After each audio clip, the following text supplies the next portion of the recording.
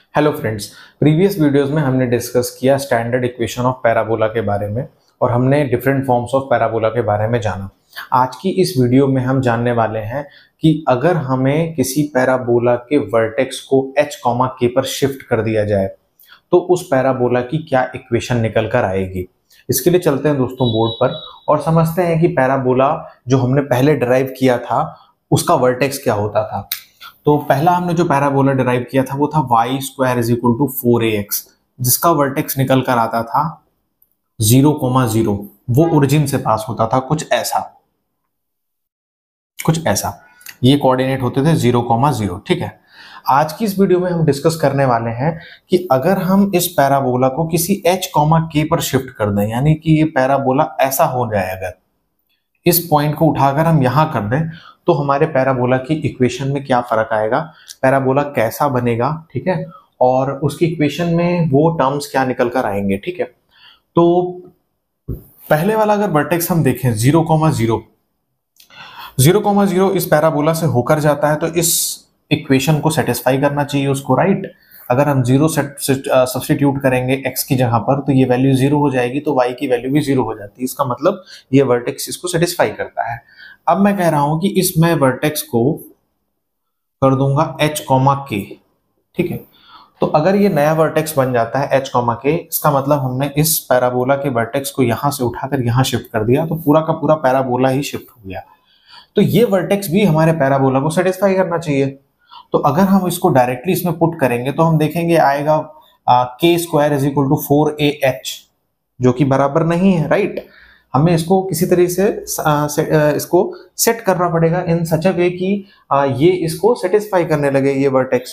तो हम इसको कैसे कर सकते हैं, इसके लिए हम एक काम करते हैं, शिफ्टिंग की प्रॉपर्टी को यूज करते हैं। शिफ्टिंग की प्रॉपर्टी ये कहती है कि किसी भी ग्राफ को अगर हम y एक्सिस के अबाउट राइट साइड शिफ्ट करते हैं तो x कोऑर्डिनेट में कुछ ऐसे चेंजेस आते हैं, x माइनस h। ठीक है, क्यों?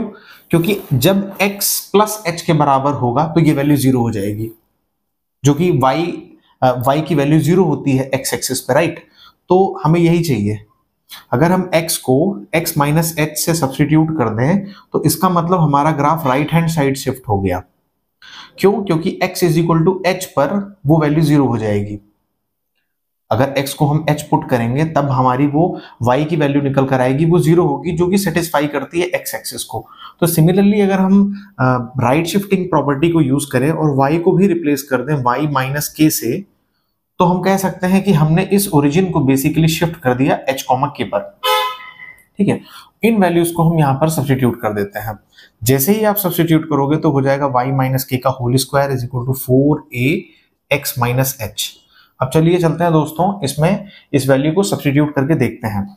अगर x की जगह पर हम h रख दें और y की जगह पर हम k रख दें तो क्या होगा, k माइनस k का whole square, this tends to 0, 4ax minus h which is h minus h which is 0 again, this tends to 0। तो इसका मतलब हम कह सकते हैं कि ये जो इक्वेशन निकल कर आ रही है ये हमारे वर्टेक्स को सेटिस्फाई करती है और यही हमारी जनरल इक्वेशन ऑफ पैराबोला है जिसका वर्टेक्स h, k पर शिफ्ट कर दिया गया हो। तो अकॉर्डिंगली बाकी इसकी जितनी भी प्रॉपर्टीज होंगी वो एज इट इज मेंटेन रहेंगी। डायरेक्ट्रिक्स a डिस्टेंस पर ही होगा क्योंकि इसका फोकस a, 0 पे जो होता था, अब ये वर्टेक्स इसका जो फोकस है वो यहां से शिफ्ट होकर इस जगह पर आ गया है। इस बात को ध्यान दीजिएगा, और 0 नहीं रह गया क्योंकि पहले ये x एक्सिस पर था, हमने इसको शिफ्ट कर दिया। तो इसका जो नया फोकस हो जाएगा, फोकस क्या हो जाएगा, a से फोकस आ गया a प्लस h पर, और ये जो कोऑर्डिनेट 0 हुआ करता था क्योंकि वो x एक्सिस पर था, अब वो कोऑर्डिनेट शिफ्ट होकर आ गया है ऊपर की तरफ k पर, तो ये नया फोकस बन जाएगा। ठीक है, और अगर हम इसके एक्सिस की बात करें तो एक्सिस क्या हो जाएगी, पहले x एक्सिस थी, अभी भी एक्सिस x एक्सिस के ही पैरेलल है लेकिन शिफ्ट हो गया है। पहले y इक्वल टू 0 था, अब y is equal to k हो जाएगा।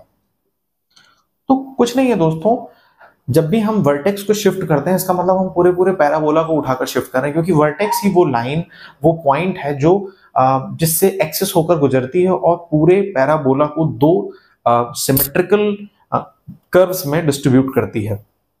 ठीक है, तो आई होप आपको ये कॉन्सेप्ट क्लियर हो गया होगा। नेक्स्ट वीडियो में हम डिस्कस करेंगे पैरामेट्रिक फॉर्म ऑफ पैराबोला के बारे में।